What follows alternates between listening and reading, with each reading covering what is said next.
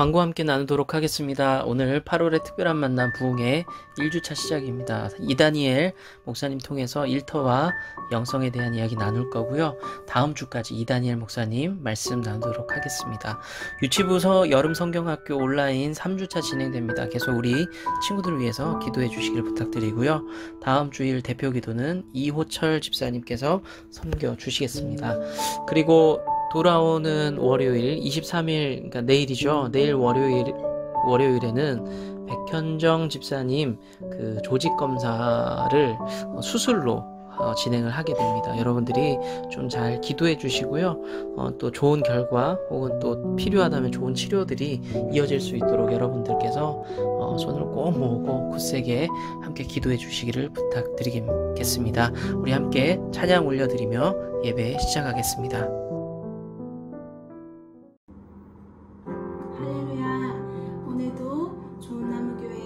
주일 예배에 나오신 여러분을 진심으로 환영합니다. 우리 이 시간 함께 찬양하실 텐데요. 이 시간 찬양하실 때는 우리의 창조자 되시며 우리의 구원자 되시는 주님 앞에 우리의 온 마음을 다하여서 기쁨으로 찬양하셨으면 좋겠습니다. 함께 찬양합시다.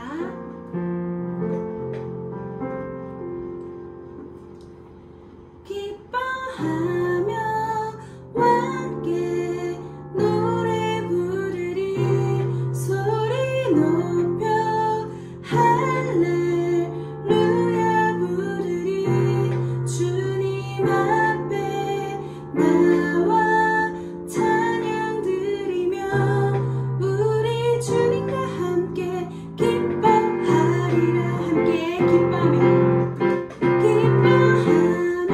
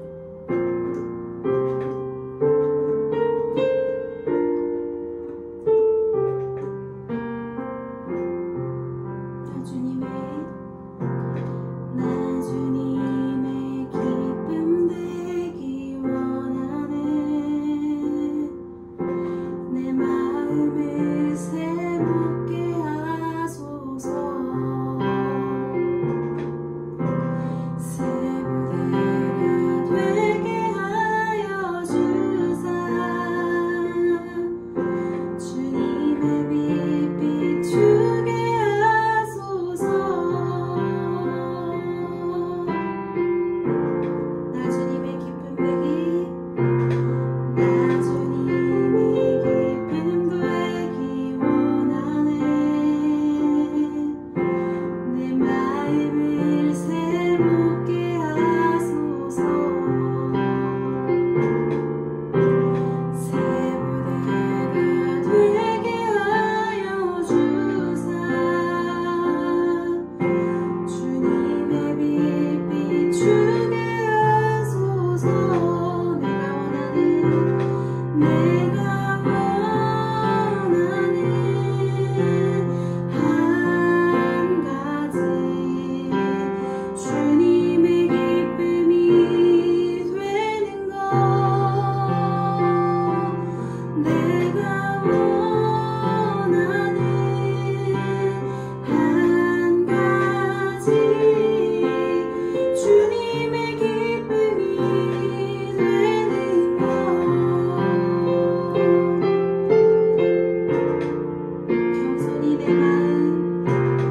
겸손히 내 마음 드립니다. 나의 모든 것 받으소서. 나의 마음 깨끗게 씻어주사 나의 마음 깨끗게 씻어주사 주의 길로 행하게 하소서. 내가 원하는 한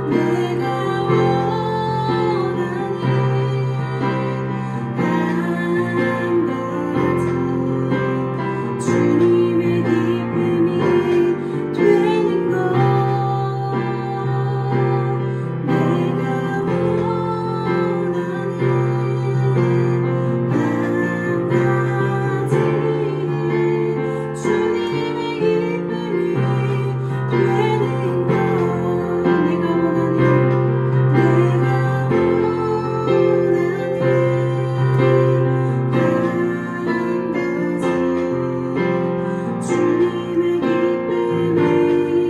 되는 것. 내가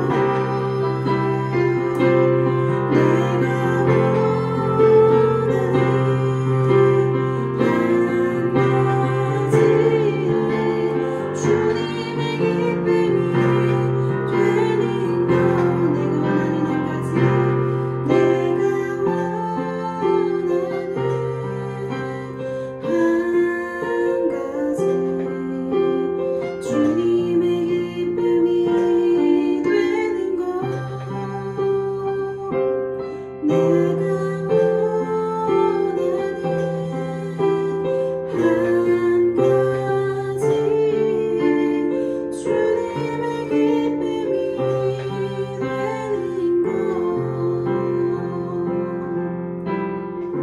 우리 함께 이렇게 고백합시다. 나의 나됨을 내려놓고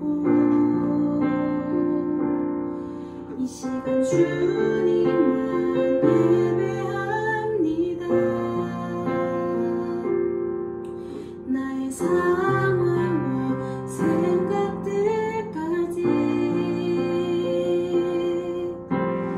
다 주께 맡기옵니다. 다시 한번 더 고백합시다. 나의 나됨을 내려놓고 이 시간 주님만 예배합니다. 나의 상황과 생각들까지 다 주께 맡기옵니다. 우리 예배의 은혜를 더하소서. 우리 예배의 은혜를 더하소서.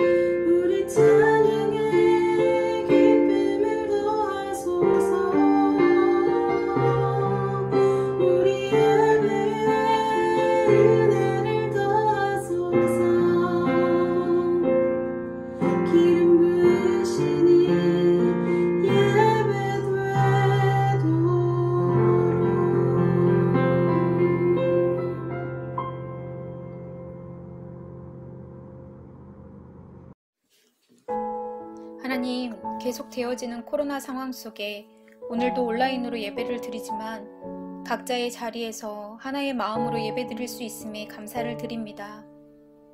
비대면으로 이루어지는 예배의 시간이지만 성령의 기름 부으심은 동일하기에 우리에게 부어주시는 주의 은혜로 좋은 나무 교회 온라인 예배가 더욱 풍성해질 수 있기를 원합니다.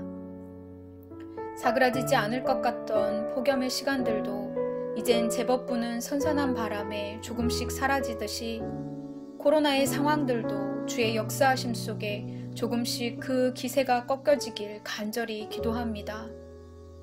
현재의 어려운 상황 속에서도 우리 좋은나무 교회 성도님들 하나님의 말씀을 표대 삼아 세상에 흔들리지 않고 굳게 서 오늘을 살아갈 수 있는 힘을 허락하여 주시옵소서.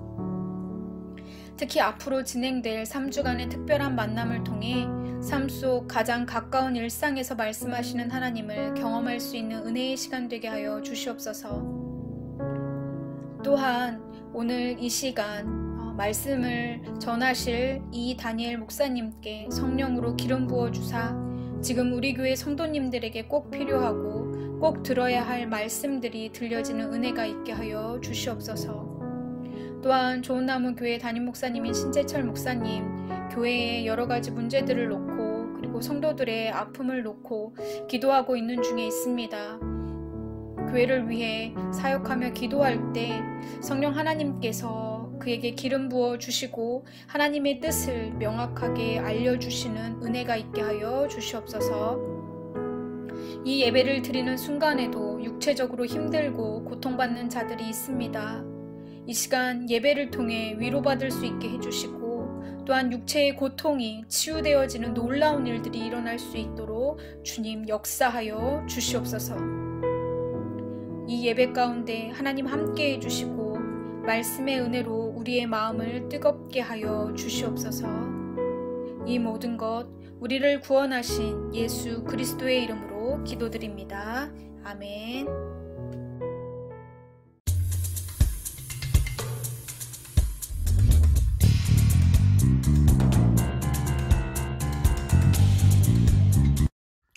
하나님 말씀 함께 읽도록 하겠습니다. 제가 봉독하면서 올려드리도록 하겠습니다. 출애굽기 3장 1절부터 5절까지의 말씀입니다.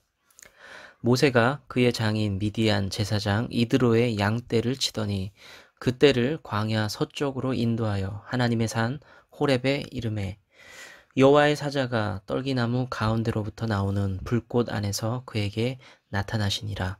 그가 보니 떨기나무에 불이 붙었으나 그 떨기나무가 사라지지 아니하는지라. 이에 모세가 이르되 내가 돌이켜 가서 이 큰 광경을 보리라. 떨기나무가 어찌하여 타지 아니하는고 하니 그때에 여호와께서 그가 보려고 돌이켜 오는 것을 보신지라. 하나님이 떨기나무 가운데서 그를 불러 이르시되 모세야 모세야 하시매 그가 이르되 내가 여기 있나이다.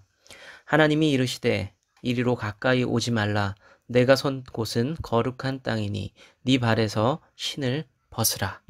아멘. 한 구절 더 보도록 하겠습니다. 여호수아 5장 13절에서부터 15절까지의 말씀입니다. 여호수아가 여리고에 가까이 이르렀을 때 눈을 들어 본즉 한 사람이 칼을 빼어 손에 들고 마주 서 있는지라. 여호수아가 나아가서 그에게 묻되 너는 우리를 위하느냐 우리의 적들을 위하느냐 하니 그가 이르되 아니라 나는 여호와의 군대 대장으로 지금 왔느니라 하는지라. 여호수아가 얼굴을 땅에 대고 엎드려 절하고 그에게 이르되 내 주여 종에게 무슨 말씀을 하려 하시나이까. 여호와의 군대 대장이 여호수아에게 이르되 내 발에서 신을 벗으라. 네가 선 곳은 거룩하니라 하니 여호수아가 그대로 행하니라. 아멘. 할렐루야. 좋은나무교회 성도 여러분, 안녕하세요. 저는 IBA 사무총장으로 섬기고 있는 이 다니엘 목사입니다. 코로나 전에 좋은나무교회 방문해서 또 우리 성도님들과 같이 교제 나눈 적이 있었는데 기억하실지 잘 모르겠습니다.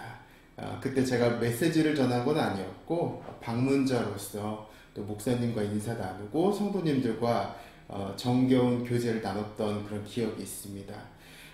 코로나 상황만 아니었으면 직접 이렇게 메시지를 전했을 텐데 그러지 못해서 너무 안타깝고, 한편으로는 또 이렇게나마 온라인으로 함께 또 마주할 수 있어서 그 또한 다행이 아닐까 하는 그런 생각을 해봅니다.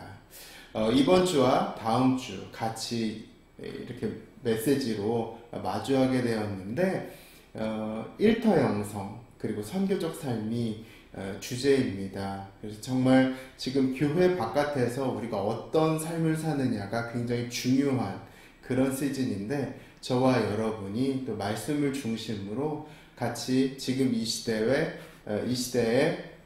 또 선교적 삶이 어떤 식으로 펼쳐져 가고 있는지, 그리고 우리는 어떻게 살아가야 되는지, 그런 것에 대해서 같이 나누면 좋겠다 생각이 듭니다. 이 두 본문 안에는 공통적인 말씀이 있습니다. 네가 선 곳은 거룩한 땅이니 네 발에서 신을 벗으라. 출애굽기에 있는 말씀이죠. 그리고 여호수아서를 보면 네 발에서 신을 벗으라. 네가 선 곳은 거룩하니라 라고 되어 있습니다. 이 두 말씀이 겹치는데, 우리 하나님은 보통 두 번 말씀하시지 않는 분이죠. 뭐 가끔은 이렇게 계속 반복해서 말씀하시기도 하지만, 정말 중요하지 않으면 그렇게 하시진 않는데, 이 모세와 여호수아의 삶의 자리를 통해서 두 번 반복하신 이 말씀, 어떤 의미를 가지고 있는지 우리 같이 나누면서 우리의 삶을 조명하는 그런 시간이 되면 좋겠습니다.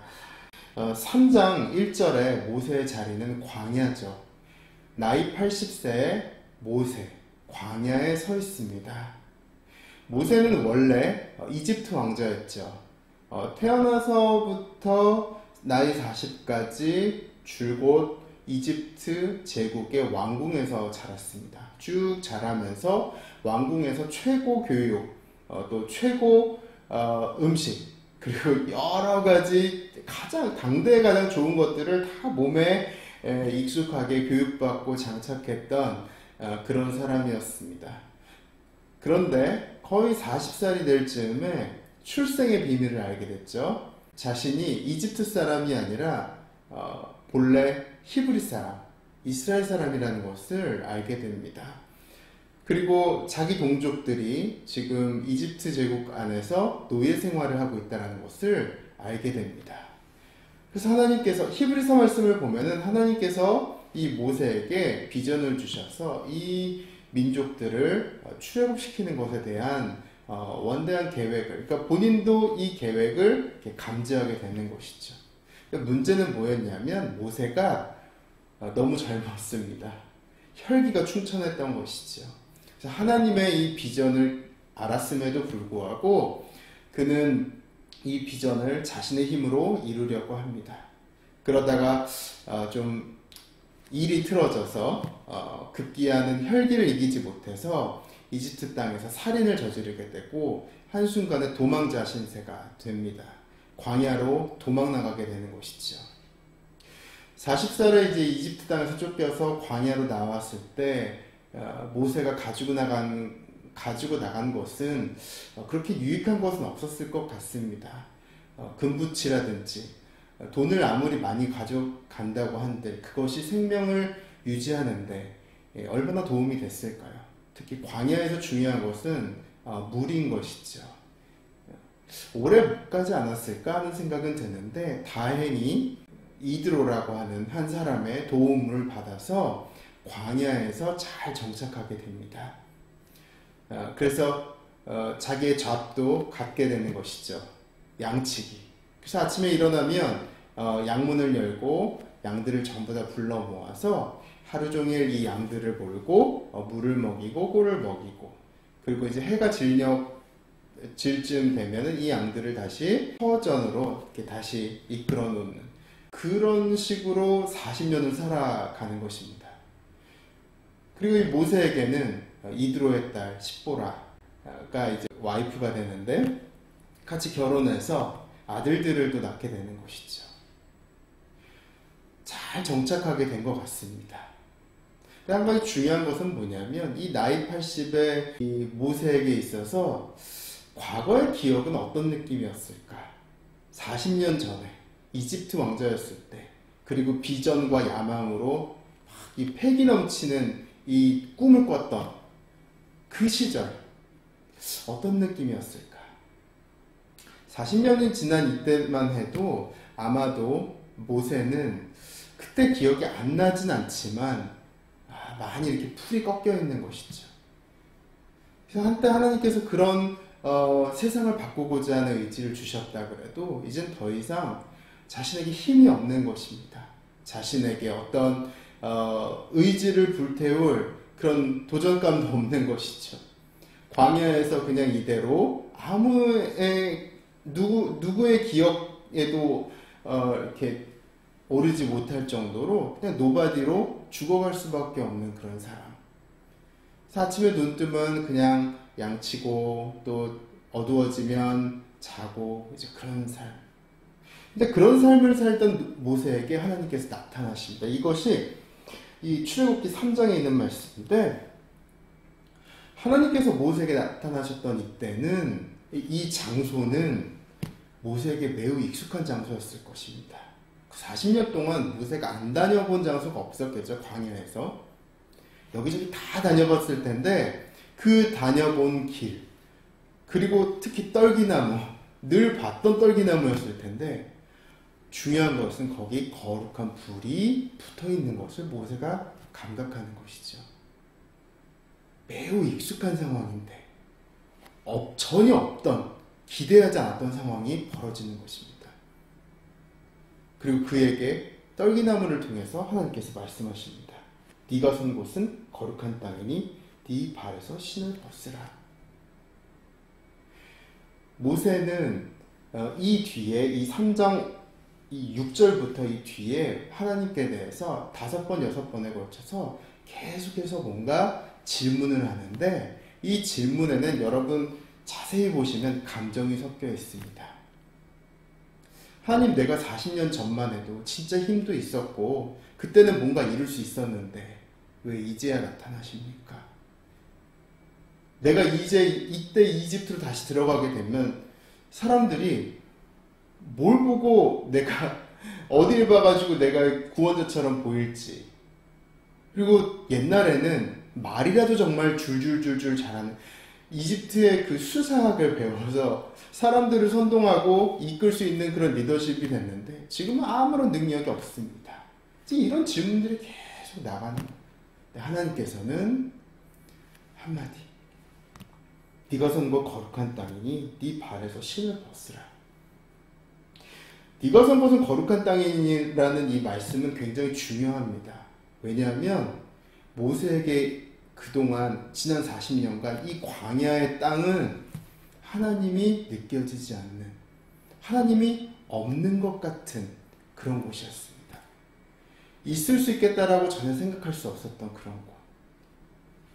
후회와 회한과 하나님에 대한 원망과 비난과 이것이 마음 가운데 가득한 곳이죠. 내 인생 이제 끝났다. 근데 그곳에 하나님께서 말씀하십니다. 이곳은 내가 있는 거룩한 땅이다. 네가 할 일은 네 발에서 신을 벗으라. 자, 그 뒤에 우리 여호수아서 5장을 보시면 여호수아서의 이 세팅은 또 모세와 또 다릅니다. 모세의 직업은 뭐였죠? 양치기였습니다. 양치기로서의 일터. 그 일터는 굉장히 나를 먹여 살려줘서 되게 고맙긴 하지만 원망스럽고 후회가 배어나는 그런 장소였죠. 이 여호수아 같은 경우는 장군이었습니다. 장군. 모세의 후임자죠. 모세 엄청난 이 신을 벗은 이후에 이 모세가 이룬 업적은 실로 탁월했습니다. 이집트의 10가지 재앙, 홍해를 가르고 광야에서 이 만나와 메추라기로 이스라엘 온 백성들을 먹인, 물론 근본적으로 하나님이 하셨지만 모세는 이 중요한 통로가 됐다.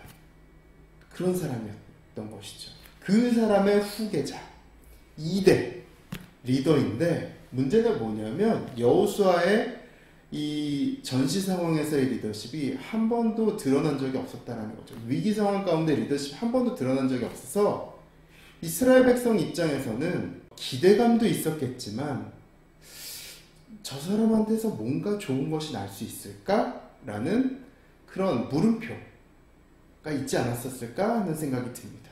그리고 여호수아가 자기 자신을 바라볼 때도 그런 물음표가 있는 것이죠. 내가 과연 뭘 할 수 있을까? 과연 할 수 있을까? 그래서 두려워하고 초조해하고 그리고 계속해서 긴장하는 것이죠. 거기에 대한 흔적이 어디 나오냐면 여호수아서 1장에 보면 여러분 아주 유명한 말씀이죠. 6절 7절 보면 강하고 담대하라. 오직 강하고 극히 담대하여 율법을 다 지켜 행하고 우로나 좌로나 치우치지 말라. 그리하면 어디로 가든지 형통하리니 라고 되어 있습니다. 이게 뭐냐면 하나님께서 이 말씀 왜 주셨겠습니까? 여호수아가 계속해서 마음이 흔들리는 것입니다. 자기 자신 안에 스스로에 대한 의심이 있는 거죠. 그런 가운데 더 큰 문제는 뭐냐면 여리고성이 코앞에 있다는 것입니다. 여리고성이 코앞에. 그래서 무기로 봐서도 그리고 어떤 훈련받은 양으로 봐서도 이스라엘 백성들은 이 여리고 그 성에 있는 주민들에 비해서 군사들에 비해서 정말 잽도 안 되는 것이죠. 자기 자신도 물음표인데 이거는 딱 봐도 전력이 전혀 상대가 되지 않는 것입니다. 그 가운데 하나님이 뭐라 그러시냐면 나타나셔서 15절 네 발에서 신을 벗으라. 네가 선 곳은 거룩하니라. 일터에 나타나셔서 이 장수의 일터에 나타나셔서 네가 선 곳은 거룩하다 라고 이야기하는 거예요. 네가 선 곳 거룩하다. 여호수아에게 있어서 자신의 일터는 날마다 살떨리고 살벌하고 진짜 초조해하고 두려워할 수밖에 없는 그런 곳인데 하나님은 내가 함께 있으니 거룩한 곳이다. 중요한 건 뭐냐면 모세와 똑같아요. 네 발에서 신을 벗는 거야. 여러분 신을 벗는다라는 것은 고대 근동 중동 지방에 있어서 노예들이 주인 앞에서 하는 행동입니다. 주인의 집에서 노예가 신을 벗고 살아간다는 건 뭐냐면 주인 앞에 자기가 몸으로 선언하는 것입니다. 나는 아무런 생각할 권리가 없습니다. 어떤 감정에 충실할 권리도 없고 의지를 발현할 권리도 없습니다. 나는 당신의 것입니다. 시키는 대로 하겠습니다. 라는 것입니다. 하나님께서 보실 때 이 모세와 여호수아의 문제는 뭐였냐면 자기 생각으로, 자기 감정으로, 자기 경험으로 꽉 차 있는 거예요. 그래서 하나님께서 뭔가 비집고 들어가고 싶은데 현실 가운데에서 일을 하고 싶으신데 어려운 거예요. 자기 안에 있는 이 몰입감이 너무 심해서. 여러분 우리는 이런 상황 가운데 있지 않나요? 우리 일터, 또 우리의 가정, 내가 만들어 놓은 어떤 전제가 있습니다. 여기는 빤한 곳이야. 날마다 내가 살아가는데 여기서 역사가 일어나기는 쉽진 않아. 그리고 또 한편으로는 두렵고 초조한 것에 압도가 돼가지고 잘 될 수 있을까? 교회 안에서 있을 때 예배 드릴 때 막 너무 좋은데 교회 바깥에만 나가면 그냥 세상에 이 주는 논리로 세상 트렌드에 완전 그냥 매몰이 돼서 하나님 온데간데 없이 다 사라져버리는 것입니다. 하나님 우리에게 말씀하시는 거 뭐냐면 네가 선 곳은 거룩한 땅이야. 그곳에서 네가 할 일은 뭐냐면 신을 벗어 여러분의 일터에서, 여러분의 가정에서. 저에게도 그런 경험이 있습니다. 다음 주에 메시지 때 또 나누겠지만 저희 가정 이야기입니다. 저는 아버지랑 거의 대학원 다닐 때까지 관계가 별로 좋지 않았습니다. 아버지는 태어나서부터 돌아가시기 직전, 7년 전에 돌아가셨는데 돌아가시기 직전까지 안티 크리스찬이셨어요. 안티 크리스찬. 저는 태어나면서부터 계속 크리스찬이었어요. 근데 이 아버지가 계속해서 저를 핍박하는 거. 예수 믿는다고, 교회 열심히 간다고. 그래서 중고등학교 때는 많이 맞기도 하고 또 쫓겨나기도 하고 그랬습니다. 그 가운데에서 굉장히 마음 가운데 아버지에 대한 이 원망도 있었고 또 미움도 있었고 한편으로는 포기도 있었고, 우리 아버지 쟤네 아버지랑 같았으면 좋겠다. 우리 아버지 안 돼. 그래서 아버지와의 관계가 점점 간극이 벌어지고, 한 집에 살아도 맨날 싸우거나 아니면 얼굴 안 보거나. 근데 하나님께서 대학원 다니던 어떤 한 시점에 제가 기도하는 가운데 저한테 마음 가운데 말씀을 주시는 거예요. 네 아버지, 네가 변화시켜야 되지 않겠니? 그 한마디 주신 게 뭐냐면, 네 아버지는 매년 크리스마스 이브 때마다 혼자였다라고 이야기하는 거예요. 저랑 저희 어머니랑 제 여동생이 크리스마스 이브 때마다 교회 가서 막 성국하고 막 찬양하고 그러던 모든 매년 아버지는 집에 늘 혼자 계셨어요. 씁쓸하게. 하나님께서 그 마음을 느끼게 하시더라고요. 그래서 네가 맞서 싸워야 될 대상이 아니라 네가 사랑하고 품어야 될 대상이다 라고 이야기하시는 거예요. 그래서 관점이 바뀌었어요. 그렇게 해야 되겠구나. 하나님, 알겠습니다. 그럼 무엇을 할까요? 하나님께서 제 안에 주시는 마음은 매일마다 네가 한 번씩 가서 아버지를 안아라. 매일마다 한 번씩 안아라. 허그해라. 그건 진짜 못하겠습니다. 내가 돈으로 막 선물도 드릴 수 있고 이것저것 막 할 수 있는데 안아드리는 거 다 못하겠습니다. 내가 그동안 아버지한테 했던 싸늘한 말들도 있고 과격한 말들도 있는데 내가 갑자기 이렇게 하면 아버지가 날 얼마나 웃겠습니까? 못합니다. 하나님께서 그날로 대화 채널을 딱 단절시키시는 거예요. 단절시키시고는 말하는. 그래서 마지못해 하나님 그럼 하겠습니다. 그래서 어느 날 하루 마음 먹고 아버지한테 다가가기 시작했어요. 거실에 계신 아버지한테 뚝뚝뚝 다가가서 이제 한 1m 정도 딱 접근했는데 아버지가 갑자기 경계를 하는 거예요. 얘가 또 뭔 짓을 하려고 오나. 그래서 저도 막 긴장된 상황에서 어쨌든 아버지가 가가지고 아버지 하면서 싹 안았어요. 근데 여러분 진짜 허그가 됐겠어요? 허그가 뭐죠? 사람과 사람이 서로 안을 때 심장과 심장이 닿아서 그 심장에 콩닥콩닥콩닥 하는 것이, 그리고 그 온기가 서로에게 전달되는 것이죠. 근데 그게 안 되더라고요. 너무 처음 안아보다 보니까 앉는데 이렇게 앉고 있어요. 이렇게 H자로. 그리고 딱 앉고 나서 딱 떨어지는데 아버지가 또 막 욕을 하는 거예요. 야, 이 미친놈아, 저거 막 욕을 하는 거예요. 그래서 이렇게 뒤돌아서 딱 오는데 마음이 너무 안 좋더라고요. 하나님, 거봐요. 아무 역사도 안 일어났잖아요. 하나님 아무것도 나 내일부터 못합니다. 하나님께서 계속 강권하는 마음 주시는 거예요. 다음날, 그 다음날 계속 버티는데도 계속 강권하시니까 매일마다 이렇게 하는 거예요. 6개월 후에 저희 아버지가 변했을까요? 1년 후에 저희 아버지가 변했을까요? 변하지 않았어요. 그래도 그냥 계속 안았어요. 한 2년쯤 지났을 때 어느 날 보통은 바깥에 외출하기 전에 아버지를 이렇게 딱 안아드리고 나갔는데 그날 너무 바빠가지고 그냥 무심코 확 나갈 수밖에 없었어요.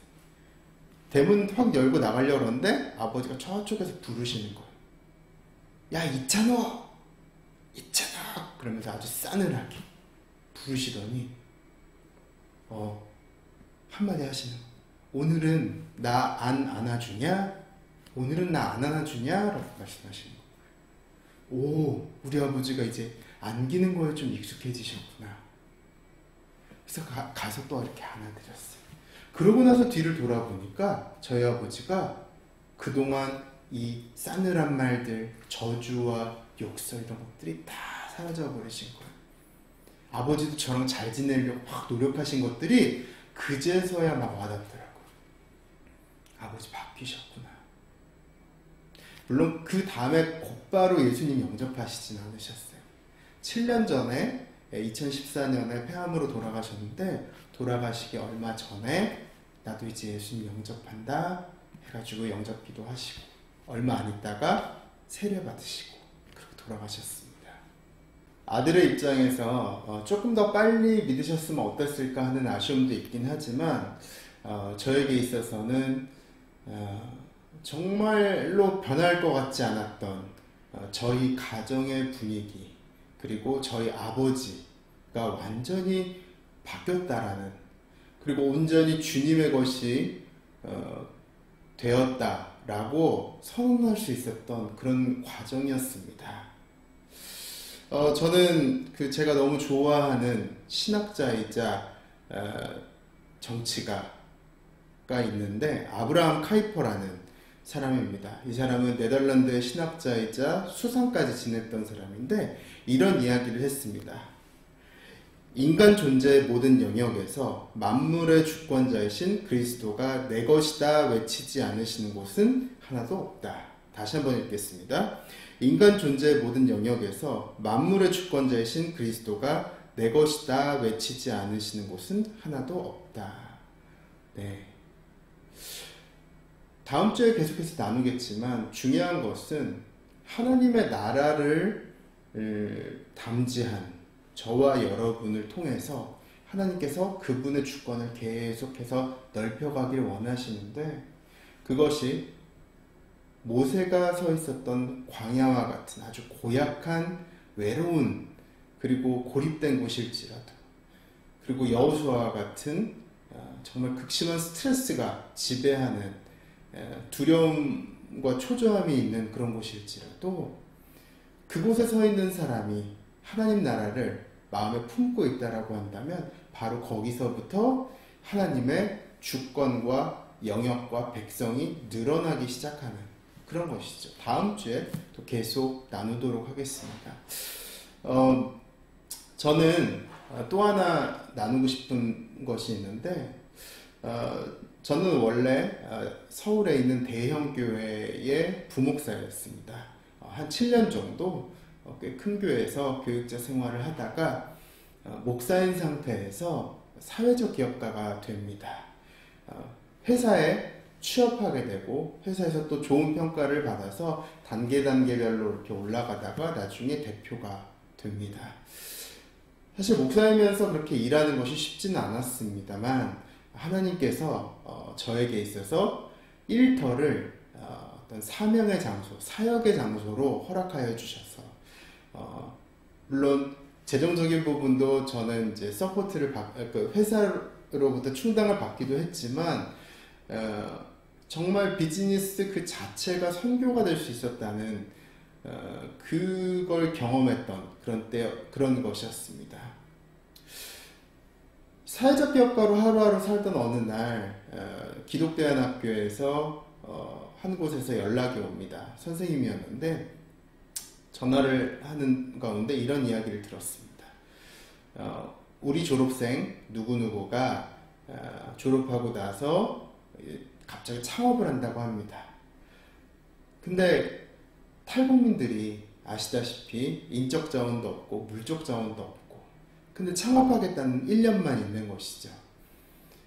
그래서 인터넷을 막 찾아보고 수소문해 보니까 이다니엘이라는 사회적 기업가가 이렇게 기독교 마인드를 가지고 기업을 운영하고 있다. 목사라서 또 맡길 수 있겠다라고 이야기하는 것입니다. 그래서 이제 그 얘기를 들으면서 저는 이 친구를 맡는 것이 좋을까 안 맡는 것이 좋을까. 근데 사실은 맡을 수가 없는 상황이었습니다.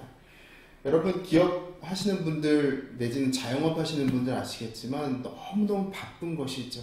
하루하루 정말 고달프고, 저는 그 가운데에서도 또 설교 일정을 매일 새벽 설교부터 해가지고 다 소화하고 있었습니다. 우리 신재철 목사님도 일하는 목회자이신데 정말 고충이 많으실 것 같습니다. 저도 일하는 목회자였는데 너무 힘들어서 여기 어떤 누군가를 또 맡기가 굉장히 어려운 상황인 것이죠. 거기다 또 탈북민입니다. 저는 북한에 대해서도 잘 모르고 북한 사람에 대해서도 모르는 그런 시기였는데, 그리고 반공 세대여서 반공주의 교육을 받아서 북한 사람들에 대해서 이미지가 아주 안 좋았습니다. 그런데 이 제안을 거절할 수 없었던 하나의 이유가 있었습니다. 그것은 일주일 전에 묵상했던 한 말씀 때문에. 레위기서 보면은 이런 말씀이 있습니다. 그 땅의 거류민 이방인들을 위해서 밭 모퉁이에 있는 것들, 네 밭 모퉁이에 있는 것들은 거두지 말고 놔둬라. 그들이 이렇게 지나다니면서 따먹을 수 있도록. 그 말씀을 묵상하면서 하나님께서 왜 이 말씀을 나에게 주셨을까? 나는 이미 하나님께 내 모든 인생을 다 드린 목사인데 라고 했는데, 묵상하는 가운데 하나님께서 제 자신을 정직하게 돌아보게 하셨습니다. 아직 다 드리지 못하고, 드린 것 같지만 안 드린 것, 내 시간, 내 힘, 내 재정. 그래서 하나님께서 준비해놔라, 준비해라. 그래서 계속해서 묵상하는 가운데 하나님께서 언젠가 누군가 아니면 무언가 내가 섬길 수 있는 대상을 주시겠구나. 그 딱 일주일 지나자마자 이 탈북민 대안학교 선생님으로부터 연락을 받은 것이죠. 거절할 수가 없었습니다. 말씀을 묵상했었잖아요. 보내십시오. 보내고도 걱정이 됐습니다. 도대체 북한에서 온 사람들은 어떤 사람들이지? 막 굉장히 걱정이 되는 것이죠. 한 번도 경험이 없는데. 그리고 만남의 당일이 돼서도 이 친구가 만나기로 한 시간 10분 전, 5분 전, 3분 전 계속해서 긴장이 되는 것입니다.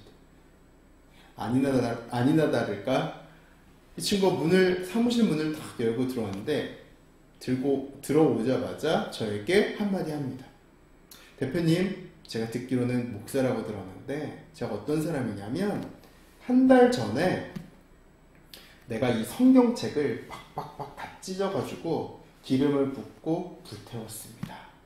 그러면서 그 동영상을, 하나님을 저주했던 그 동영상을 저에게 보여주는 거예요. 선빵을 날리는 거죠. 그래서 알았다. 내 목사로서의 그런 어떤 너한테 그런 행세를 하려고 그런 게 아니야. 행위를 하려고 그런 게 아니다. 그래서 우리는 비즈니스 관계로서 창업에 대해서 이야기를 하자. 그래서 이 친구를 맡으면서 너무 착잡했습니다. 아주 이 안에 있는 완고함, 하나님에 대한 강력한 반항심이 과연 바뀔 수 있을까? 근데 놀라운 것은 그렇게 해서 3개월 정도 계속해서 매일마다 만나서 한 주에 한 번 내지 2번, 한 번 만날 때 3시간씩 만났고, 그리고 식사를 꼭 같이 했는데, 그렇게 3시간 만나고 식사를 하면서 제가 이 친구한테 뭔가 베풀었던 친절, 호의가 좋았는지 이 친구가 한 3개월 정도 지나니까 자기 얘기를 막 하기 시작합니다. 북한에서 자기가 살았던 이야기, 그리고 누군가로부터 버림받아서 실망했던 이야기, 탈북하는 과정에서 마음과 몸이 많이 상했던 그런 이야기 막 하는 거예요. 저는 물어보지도 않았는데 자기 얘기를 막 하는 것입니다. 그러더니 6개월 정도 딱 지났을 때 어느 날 제 사무실 문을 딱 열고 들어오더니, 목사님, 제가 드디어 말씀을 읽기 시작했습니다. 그리고 기도를 하기 시작했습니다. 라고 얘기하는 거예요. 이거 도대체 뭐냐? 한 번도 내가 복음을 전한 적이 없는데. 그리고 나서 한 1년 정도 딱 지나고 둘이 제 차로 그 친구랑 저랑 이렇게 어딘가로 이동하는데 그 친구가 얘기하는 거예요. 목사님, 제가 지난주에 산에 올랐는데 자연을 이렇게 보는데 하나님께서 제 마음 가운데 음성을 주셨습니다. 이런 말씀을 주셨습니다. 간증을 하는 거예요. 메시지를 간증을 하는 거예요. 그래서 제가 일단 이야기를 했죠. 야, 그 얘기 나한테 하는 건 좋은데 딴 사람한테 하지는 마라. 이상한 사람처럼 보인다. 근데 이렇게 메시지를 딱 들었을 때 너무 마음이 좋은, 하나님이 주신 것 같다.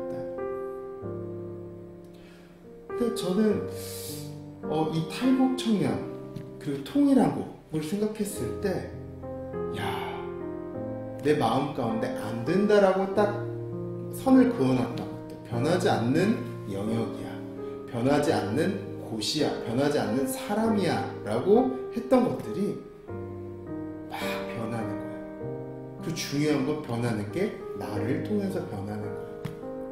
아까 아브라함 카이퍼의 이야기를 나눴지만 저는 대학생 때 아브라함 카이퍼의 이야기, 이 문장을 보면서 좀 화가 났어요. 아니, 하나님의 영역이 아닌 것이 1인치도 없다면서요. 이게 도대체 뭡니까?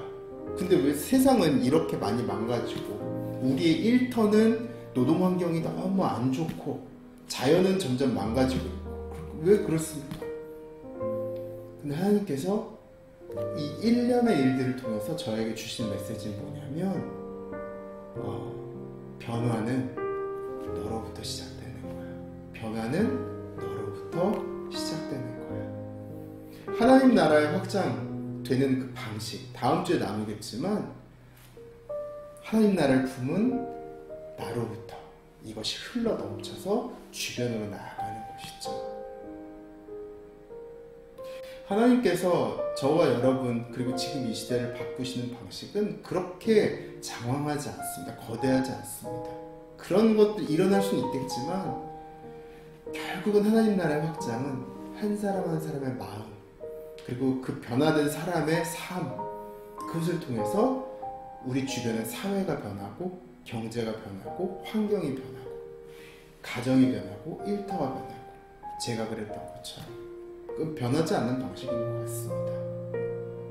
여러분, 이번 한 주 여러분이 이제 이 예배 마치고 나서 잘 한번 생각해 보시면 좋을 것 같습니다. 내 안에 혹시 하나님이 없다 라고 정의한 곳은 없지 않을까? 모세가 자신의 광야를 봤던 것처럼, 여호수아가 이 전쟁터를 앞두고 있었던 것처럼, 그들의 심정처럼 하나님보다 더 크게 내세웠던 환경과 상황과 감정과 고정관념, 경험, 이런 것들 하나님께서 말씀하십니다. 네 발에서 신을 벗으라. 네가 있는 그 모든 곳은 거룩한 곳이다. 건물교회 바깥에서, 그리고 일요일 외에 월요일부터 토요일까지, 그리고 목사님이 안 계신 그 모든 환경 가운데 여러분을 통해서 일하실 그 하나님을 기대하면서 이번 한 주 승리하시는 저와 여러분 되시기를 축복합니다. 제가 기도하겠습니다. 하나님, 오늘 모세의 일터 그리고 여호수아의 일터 살펴봤습니다. 그리고 제가 저의 삶의 자리에 대해서 또 나눴습니다. 하나님, 우리 좋은나무교회 성도님들 한 명 한 명 축복해 주시고, 또 이들의 가정과 일터를 통해, 그리고 이들의 모든 발을 딛는 곳을 통해서 주님의 나라가 확장되는 이번 한 주 될 수 있도록 인도하여 주시며, 이번 한 주 특별히 이 메시지를 들은 이상 삶 가운데 또 유의미한 놀라운 일들이 일어날 수 있도록 인도하여 주시옵소서. 감사드렸고 예수님 이름으로 기도드렸습니다. 아멘.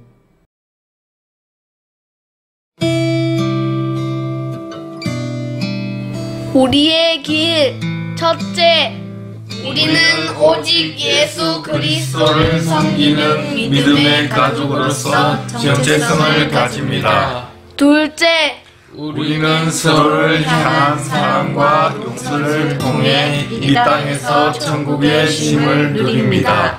셋째, 우리는 십자가의 사랑과 부활을 증거하며 또 다른 좋은 열매를 소망합니다. 아멘.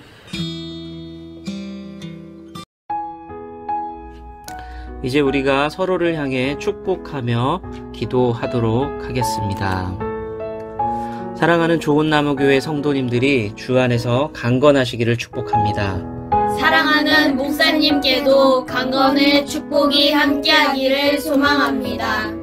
고난 속에서도 우리 주님의 기쁨을 누리시기를 축복합니다. 염려 속에서도 우리 주님의 해답을 경험하시기를 축복합니다. 우리가 주의 뜰 안에 머무는 복된 성도 되기를 소망합니다. 아멘. 주님은 나무, 당신은 가지니 사랑의 열매 맺기에 주